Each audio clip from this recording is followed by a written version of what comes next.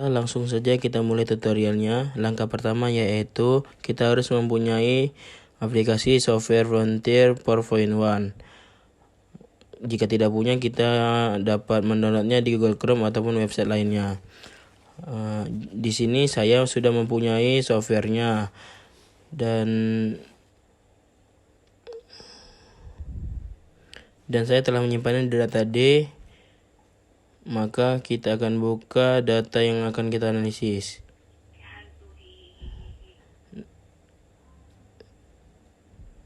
Nah, di sini kita sudah memiliki data. Di sini ada variabel Y, X1, X2, X3, X4, X5. Pertama kita harus mengcopy data ini ke sheet Microsoft Excel yang baru. Kita copy dan kita paste di sheet yang baru. Kemudian kalau sudah, kita save di mana kita menyimpan folder Frontier itu. Ctrl S. Karena saya menyimpannya di data D, kita buka folder Frontier, lalu kita save dan kita ganti nama jadi EG1TI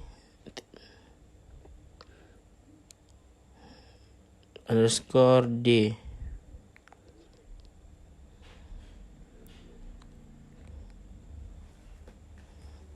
Kemudian kita ganti menjadi teks MS DOS.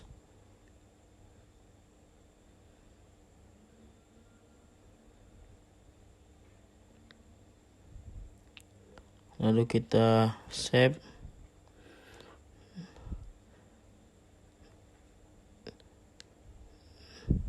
Nah, jika sudah, kita bisa keluar saja dari Excel-nya. Kemudian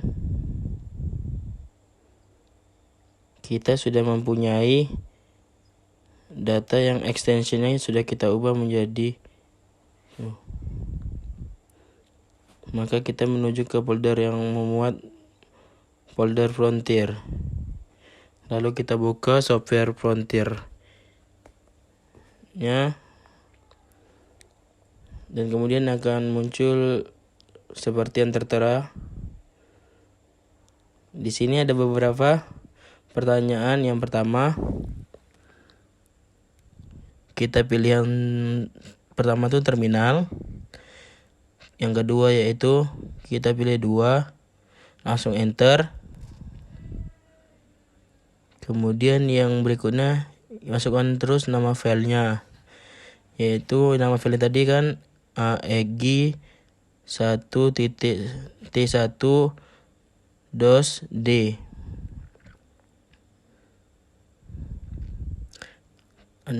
Point TXT.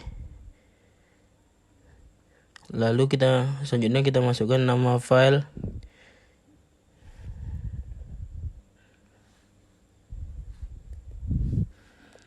yaitu EG1T1 _O.txt. Kemudian kita enter. Kita pilih 1 untuk produksi, karena di sini kita akan menguji efisiensi produksi. Kemudian enter lagi.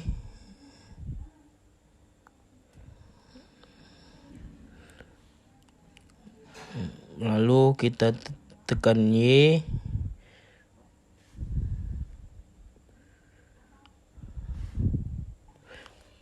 Lalu jumlah data yang dianalisis itu kita 60. Enter lagi. Periodenya kan 1 tahun. Lalu kita isi lagi, ada 60. Kemudian berapa banyak variabel X-nya.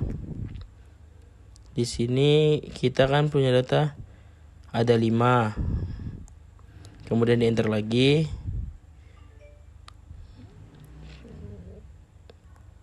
Kemudian kita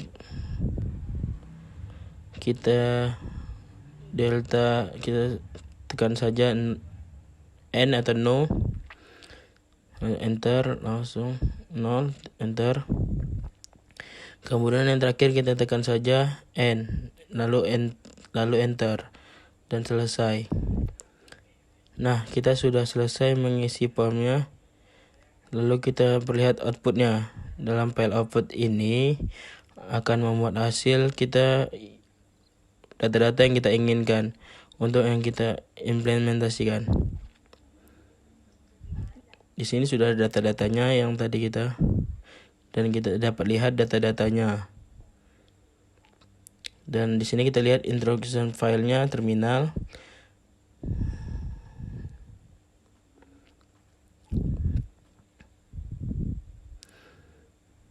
Kemudian kita lihat ke bawah.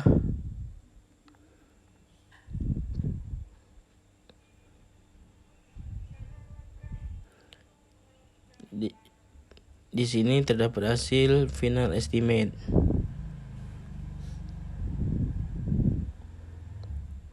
Nah, ini bisa jadi data untuk diimplementasikan.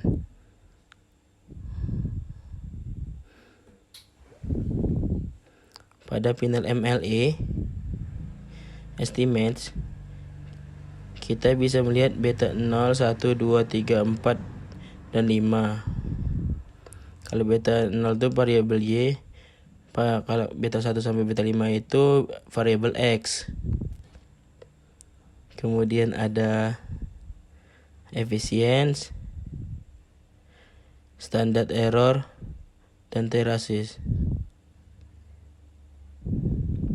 Dan juga yang harus kita perhatikan di sini ada koefisien dan t-ratio, di mana koefisien itu untuk mengetahui variabel A, X, dan Y negatif atau positif. Dari data ini kita lihat dari beta 1, 2, 4, dan 5 memiliki pengaruh positif terhadap Y, sedangkan data 3 memiliki pengaruh terhadap Y. Kemudian kita lihat hasil dari t-ratio untuk mengukur seberapa besar pengaruhnya variabel X terhadap Y. Nah, tapi ini untuk t-ratio ini kita perlu membandingkannya dengan nilai t-table, di mana nilai t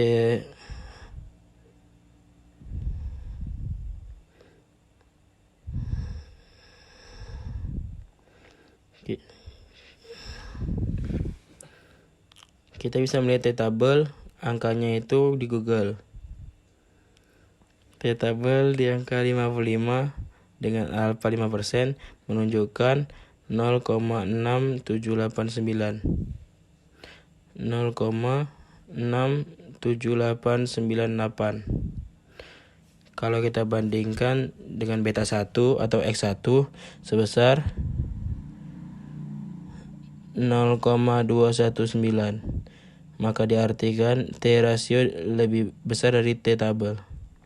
Maka dapat diartikan bahwa X1 tidak memiliki pengaruh terhadap Y karena t-table menunjukkan 0,678 sedangkan t-ratio menunjukkan 0,219. Kemudian yang X2 juga kurang berpengaruh karena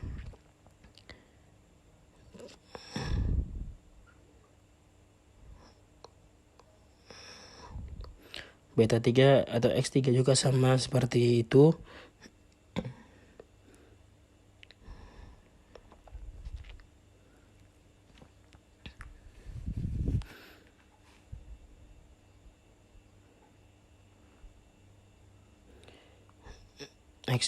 X4 sangat berpengaruh terhadap Y karena t-ratio lebih besar daripada koefisien. Di lemah beta 0 sampai 5 ada keterangan sigma square. Nilai Gamma adalah nilai yang di luar model, yang dimana kita tidak bisa prediksi nilainya.